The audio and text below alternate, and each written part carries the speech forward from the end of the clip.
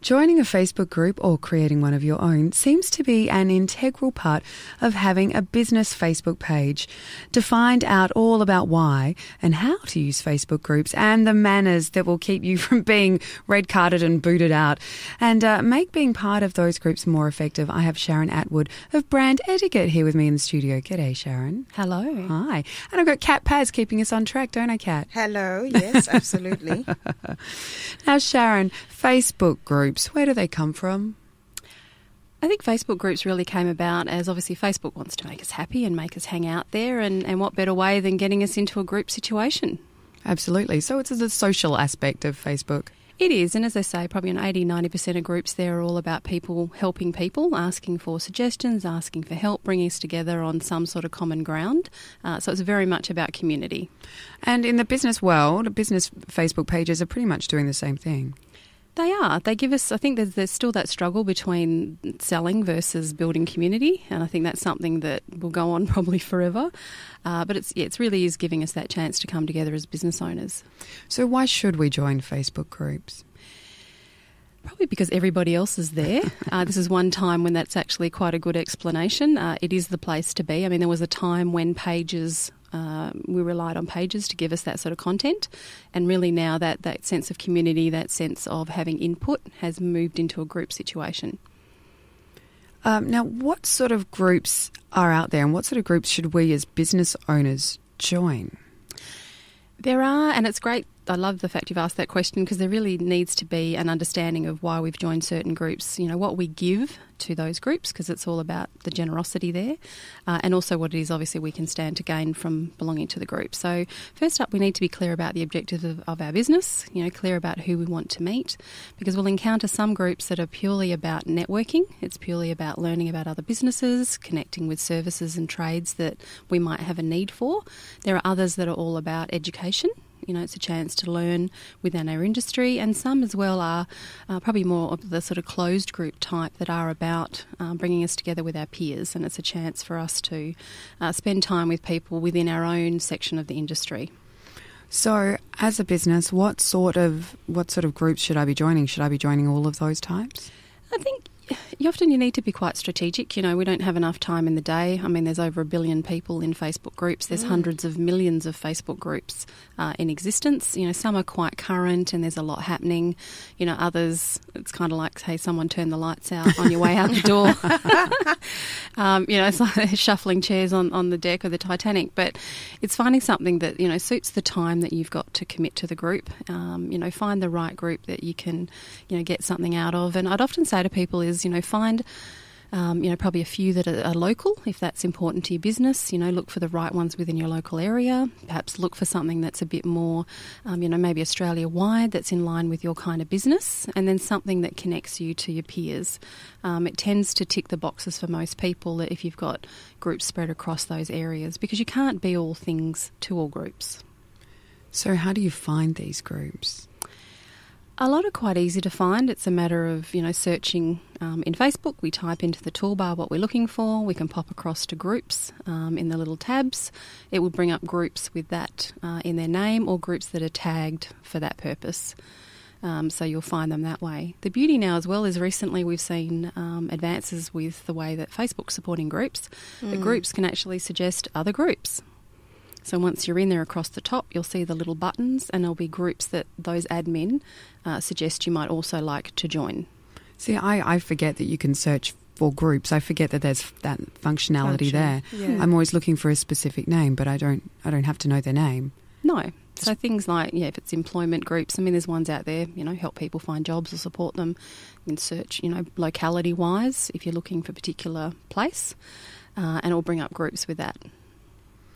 Easy. Okay, that's made our that's just, wow. I'm always looking for specific names or for people to recommend groups to me, because I don't know, but I kind of forgot that you're allowed to search. You can sit down and have a search. It's handy if you're looking for things in a particular location. It's a handy way to find those groups. And other people can invite you as well. Yeah. And I normally accept those, and that's my way of checking it out without actually kind of searching and trying to find out who's the admin. Or I follow the admins. If we're friends, that's how I find groups as well. Yeah. Yeah, personal recommendations is always a really good one, isn't it? So I guess if you, somebody in your industry or that you work with or something, somebody similar, find out what groups they're in and get their recommendations. How do we join a group? Often often now there's an extra step to it, but at the basis of it, it's clicking the join group button. A lot of groups now are set where the admins can ask you a few questions. I actually went to join one this morning and it popped up and there's a few questions to verify that you're a good fit for that group, which I think's great. It's giving admins a bit more control over who's joining. It used to be that they went back to your personal profile, they were checking your location, it had to be set to public. Then they'd have to message you. It was quite a long process, whereas this is, the ability to ask some questions up front. Now, I admin for a couple of groups and I've just set the questions, and for people who wonder about those questions and wonder if it's like an invasion of privacy or I don't want to tell you, it makes it so much easier to accept people to groups if they've answered the questions, because the people that have answered the questions, I just go, accept, yeah, no, accept, and the other people are just left lingering because I can't be bothered going to their profile and doing the research. That's so true. And honestly, if you don't want to play before you even come into the room, then what are the chances that you're going to contribute and be part of that support and community? You can't, like you said, switch off the lights. Who wants to be in a dark room by themselves? And I personally think if you're on Facebook, you're there to socialize. You're there to participate. So privacy, really don't join. It is, and I'd love to know, the figures of how many people get confronted by those questions and think, oh, I won't. Because I think, as Kat's saying there, it's that introduction to the fact that this is an active group. We care about who's in this group. So I think people who are looking to join every group just to sort of spam them, I do believe that sort of process would turn them off, because it's really alerting them to the fact that this is a group we care about. This is a group with some standards.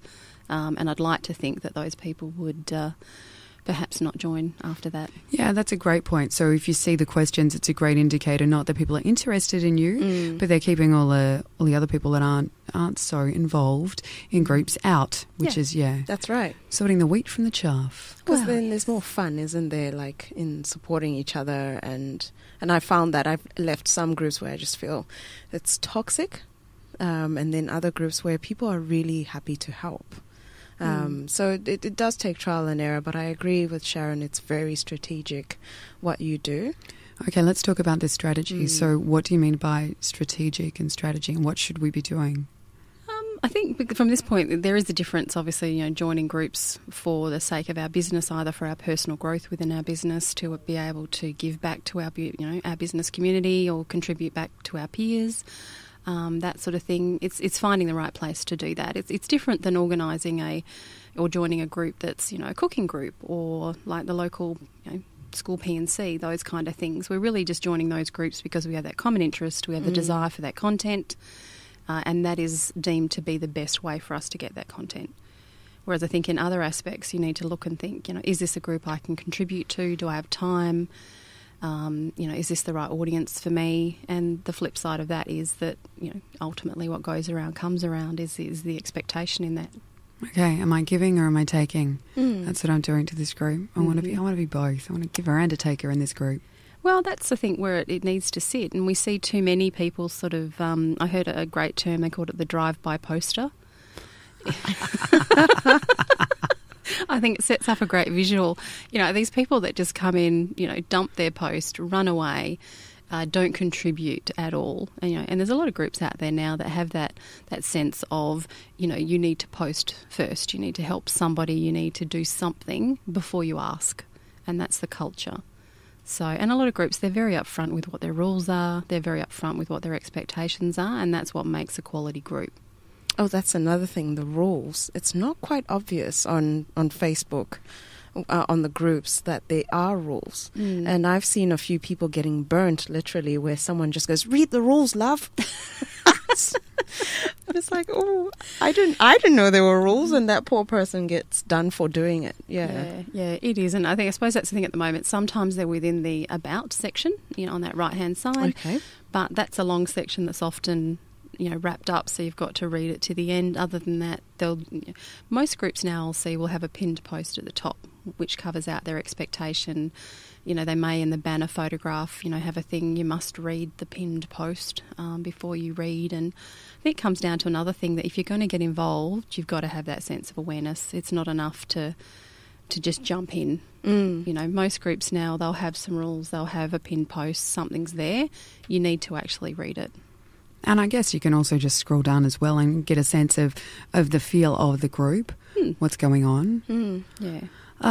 Now, a lot of these groups also seem to have dedicated posting days. So Winning Wednesday and whatever it is, and Monday you throw up your events. And how do we work effectively with those kind of days?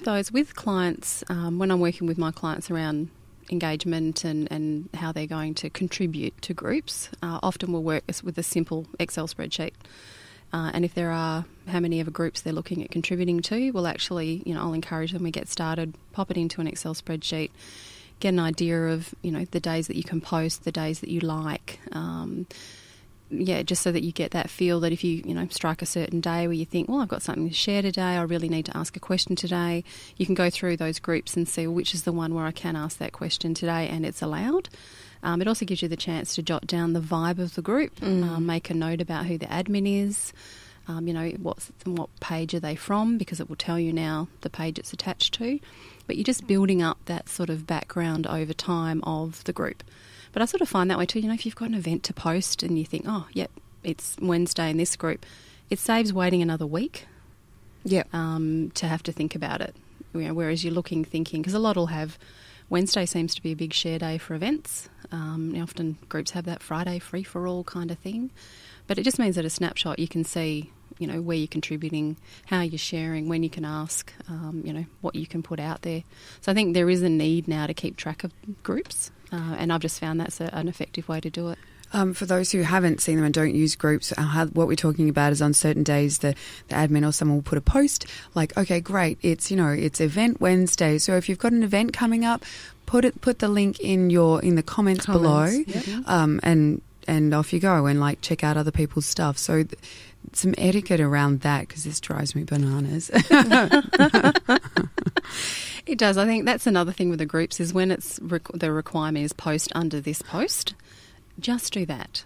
Other groups will say, feel free to create your own post and use the hashtag Tech Tuesday, that kind of thing. So, again, you need to be clear about how to do that. If everyone's merrily posting on one post and it's a common thread, the benefit of those is if you get sick of it, you can turn it off. You can turn off notifications for the post. You don't need to see it anymore. Whereas if they're separate, it can crowd your feed. So it's another thing where, the etiquette there is to follow those rules. Often admin know, there's groups out there with, tens of thousands of people in an average group. So I think that's where the rules come about, is to make it enjoyable for people, mean that we can contribute but not get overwhelmed. Absolutely. And, as well as just posting or commenting under those kind of, Event Wednesday or Free For All Friday, whatever it is, commenting under those posts, what else do we need to do to those posts to, be good Facebook group citizens? It does feel like a citizenship, doesn't it? Yeah, it does. It's its own little island. It is an island within the group. Because you do get kicked off. Yeah, you do. Oh, you can. And, they can turn you off as well. Admin now can, decide you can't speak for a week. Oh, really? Naughty. You are red carded. So that's what happened. No. So you can get placed in the naughty corner. But there's things like that. It's about, posting something that's of quality to the group. It's also about not having those sneaky little posts that are a promotion disguised as a post. Oh, yeah. That people think no one can actually realise. The whole, I've written this blog. Do you think this title's any good? Backlink my business page. How's this graphic? Do you think this logo's any good? You can read between the lines when people are really about self-promotion and they're trying to skirt around the rules of the group. So I think, be upfront with why you're there. If it's not the group for you to promote or it's the wrong day, wait. Don't disguise it as something that it's not, because people can see that. It's the same as people who create one bit of content and then dump it in 20 groups. And people who are in those groups with you see it 20 times. So that's a bit irritating as well. That's the thing with Perth. It's so small, so you gotta switch it up a bit, show a bit of effort. And I learned that as well, that the feedback you get or the engagement of the post, somehow the algorithm kind of punishes you. It's like negative marking, you know. Well, you can get blocked for it as well. If it comes up as spam. So if you post the same thing in group after group after group and you don't personalise it, someone just has to sort of report it as spam. Facebook picks it up that you've dumped it in 20 groups. I know half a dozen people in the last month that have done that and have got blocked for, say, 48 hours from posting in groups because of doing that. I've heard you can get around it. You know, if you even just make a fresh introduction for each group. You know, often in groups people get referred to as, hey superstars, hey coaches, hey bees, hey, you know, whatever the flavour of that group is. Personalise it. Make the group know that it's for them. You haven't just had your VA cut and paste into groups, which is what it feels like. And it does keep Facebook off your back as well. Otherwise, it does look like spam.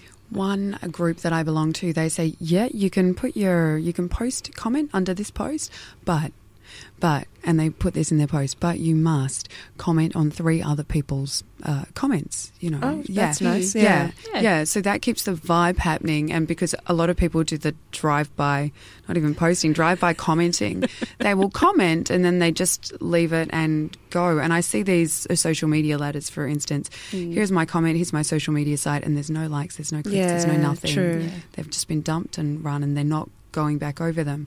Some groups are better at this than others, and you'll get a feel for that in the group. If the group's not working for you, just leave. Yeah. And then there's people you hear from because they have an event. So I get that you have to be genuine. And I have seen groups where I've recognized people as just participating for an event. Yeah. I'm like, oh, there's that person again, and automatically, and there's no likes and everything like that. And I think that's something to take as yourself as a business owner, that you don't just rock up just because you want something. Give advice, follow posts if needed. And that's where I found better engagement and really helping people. If they're asking a question, it's because they probably can't afford your service, so give free advice. And let them know that, you know, here's as far as I can give you before you definitely need advice, because I think that's what people are looking for, and they shy away from being sold, is probably that feeling. And it's that sounding board quality to groups, I think, because it does give people that opportunity. I think too, I mean, if people have their profile set up, I'll often bring that up, the amount of people that don't, you know, you need to have your business page set up linked to your personal profile, because in groups you're posting as a person. And that was Kat saying, you know, if you make good commentary, if you help somebody, if you're seen to be doing the right thing, people will want to know what your business is. And they can just, you know, hover over your name, they'll be able to see your business page. So you're not selling them, you're not linking it.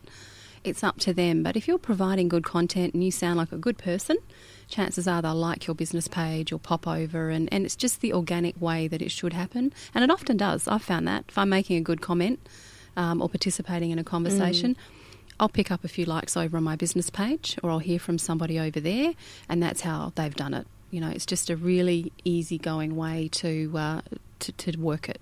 And even if they don't like it, you get views, which is feedback in itself. Yeah. Now, just quickly before we have to scurry off, scurry. There's a lot of talk about people, I don't know if this is a quick conversation, benefit of starting your own group. What do you know, to build up your profile, yada, yada. I'm not quite sure about this one. I'm not sold. It's interesting because often, I sit with clients, it's like, well, you know, do I have followers on my personal page? Do I have a fan page? Do I have a group? Do I have a business page? Again, it comes down to the kind of market, the kind of clientele they want to approach. It also depends on the time that they have, because as we've discussed now, you know, it can be quite time consuming to participate in a group, let alone to actually admin and run a quality group. Does take time. So they've got to look at how it fits with their brand, how it fits, you know, with the needs of their client, how they're going to make that work. And obviously some people just do it to be nice, but they still need to have time to do it. But I think it does come down to why you're going to run it. Now that you can link groups back to business pages, it's a lot more obvious that they fit together. I think that makes it a lot easier to work out. But it does come down to, why you want to do it, whether it's just to give back to your community, whether it's hardcore for business. Fantastic. Thank you so much, Sharon Atwood of Brand Etiquette, for helping us all out with Facebook group Etiquette. And thanks so much, Kat. Thank you. Thank you.